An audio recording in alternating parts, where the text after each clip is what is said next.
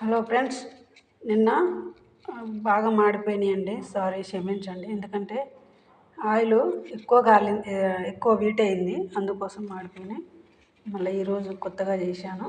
చూడండి ఎలా ఉందో కామెంట్లో పెట్టండి. ప్లీజ్ లైక్ కొట్టండి ఫ్రెండ్స్. ఎందుకంటే ఈ గోధుమ పిండితో తయారు చేసినాయి కదా. గోధుమ పిండిలో ఈ లోపల ఏం పెట్టినంటే బాదం పప్పు, జీడిపప్పు, పుట్నాల పప్పు, బెల్లం 3 మిక్సీలో పట్టి ఇళ్ళ పెట్టాను ఫ్రెండ్స్. కొబ్బరి తాడుతో కూడా పెట్టవచ్చు, నాకు ఇష్టం ఉండదు. ఇలా అయితే పిల్లలకు కూడా చాలా బలం, ప్రోటీన్ ఉంటుంది.